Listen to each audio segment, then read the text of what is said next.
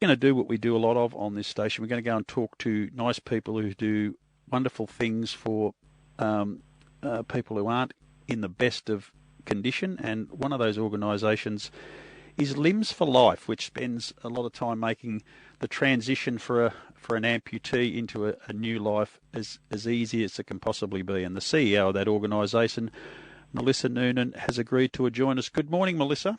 Good morning, Rob. Thanks for having me. No, great. We try and promote a lot of organisations like yours who just do good stuff, and I guess in a lot of cases you're reliant on volunteers and donations to keep the good work you do going. But let's have a bit of a history of Limbs for Life as far back as you go. You may have been one of the early ones. You may have come in later on, but tell us how the organisation got going. Of course, thank you. I actually co-founded the organisation. Oh, you are definitely the right person to talk to.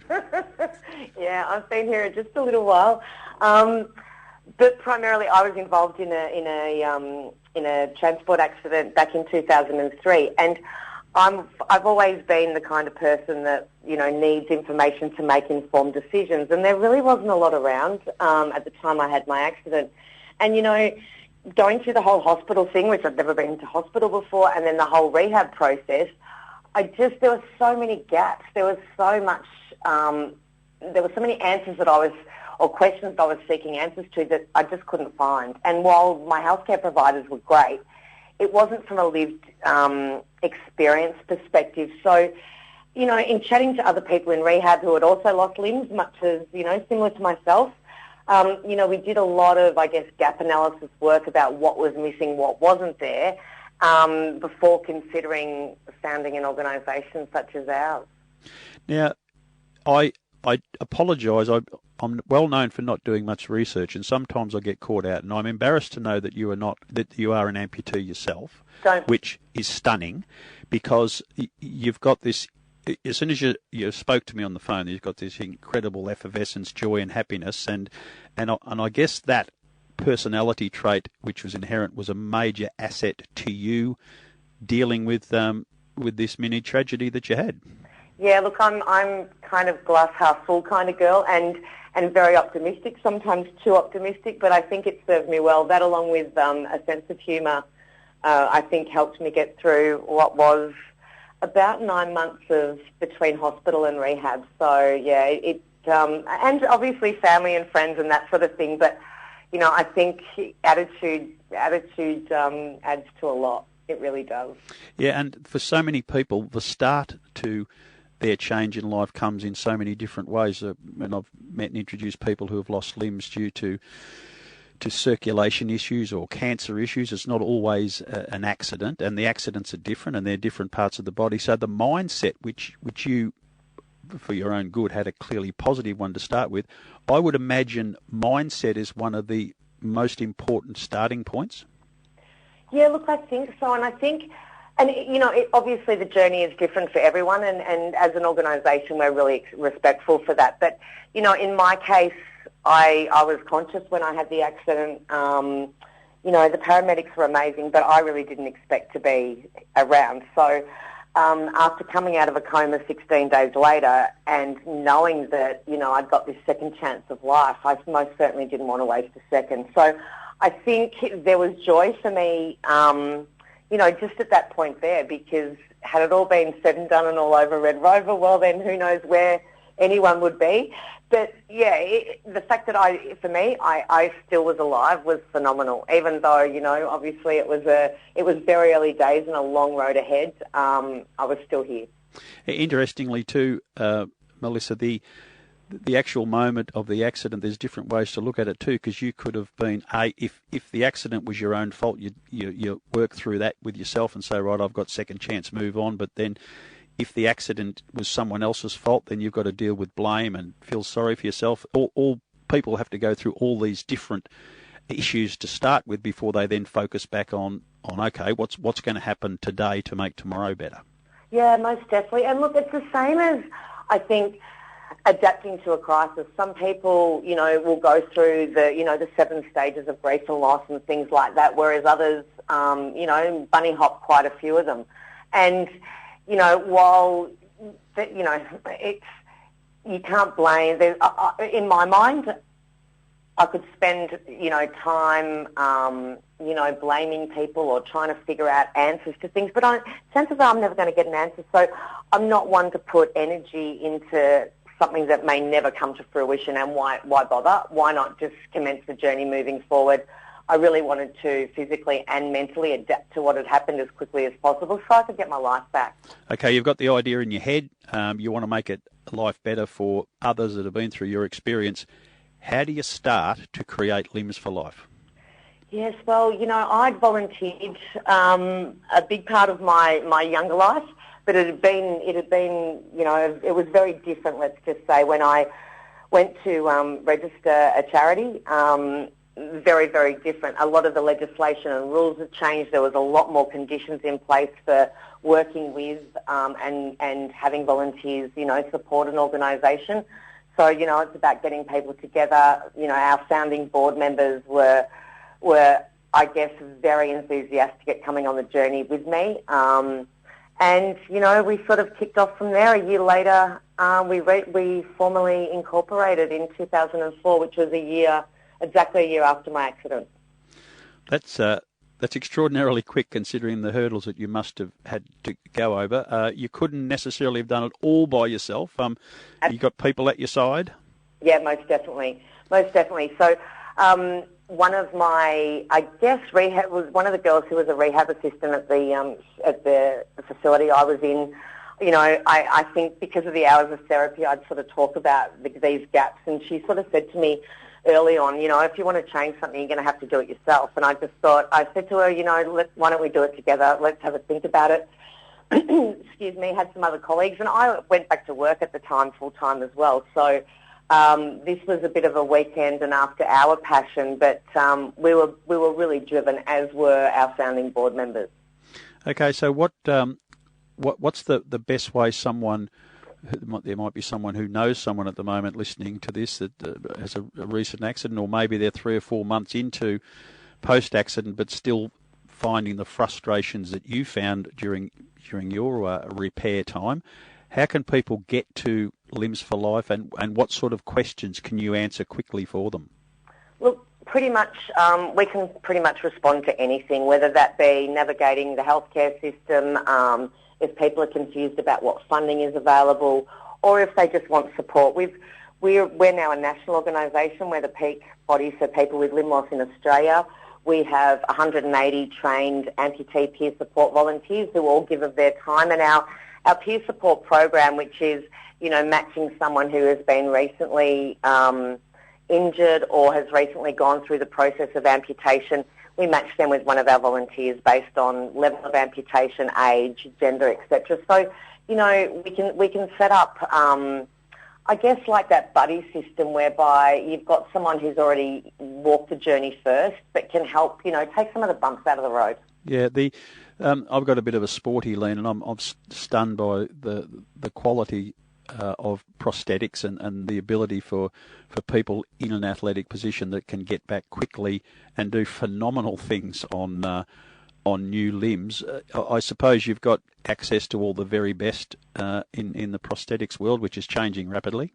Absolutely, and look, this has been a working process. So, as an organisation, we really lobbied hard to have people with limb loss included in the National Disability Insurance Scheme. It wasn't necessarily going to be that way, but 4 years later, or 4 years down the track, I think it was about 2011 when the formal rollout started, and after attending lots of public hearings, etc., our stakeholders were included. Our current battle at the moment is to ensure that people over 65 have got access to the prosthetics that they need to lead a fulfilled life. And there's obviously limitations around all areas of funding, but for those guys over 65, we're working as part of an alliance team to make sure that they can access what they need. Do you have stats on the actual numbers for limbs? We each have 4 limbs. So what is the most common limb loss? Is it just below knee, or is it below elbow? what's the numbers? Yeah, so lower limb compared to upper limb in adults is around the 95% lower to 5% upper, but primarily the below knee amputations are the most common. And for some people with, diabetes or type 2 diabetes, where they've had a non-healing ulcer in their foot, they may have digits such as toes removed, partial foot removed, and or below knee amputation. So I do have numbers. I don't have them on my desk in front of me, but in Australia, we've got the second highest rate of acquired amputations in the developed world due to type 2 diabetes, which isn't a stat that, we should be proud of. But, as an organisation, if we can support people to prevent limb loss, then, yeah, we'd like to do so too. So about 8,500, close to 9,000 lower limb amputations in Australia every year. Do you do collaborative work with the Diabetes Association to highlight issues? We have done, and they've recently set up a peer support program, so we're trying to work with them whereby if someone has had an amputation that, they transition and we can provide them with support too. As well as obviously their organisation providing them with support. But it is a work in process with those guys. Melissa, what skill set did you have to bring into this new organisation that you now run? So my background was primarily sales and marketing, but I've always been quite a determined person, always passionate about the community and working to make a difference. And I'm also a people person. I love bringing people together and networking with other people because I just think it can be so valuable. Not a great shining or glowing resume, Robert, but having said that, I think, like you say, passion and drive can take you a long way. Yeah, I would say passion, drive, people, person are three important ones, but there's a common denominator of frustration with people like you, and I've had the privilege of interviewing a lot of people who work in lots and lots of different areas that require government funding, and I guess you do as well. That seems to be one of the more frustrating points of having those negotiations and getting the outcomes that you want. Is that the same with you? Yeah, 100% correct. So, when we started, our headspace was to provide support in Victoria and then demand on our services.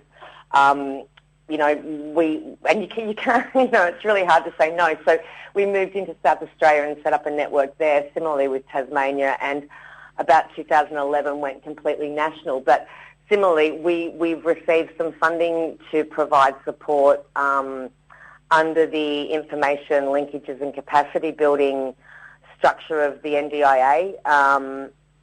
But as far as, continual government funding, we've never had that.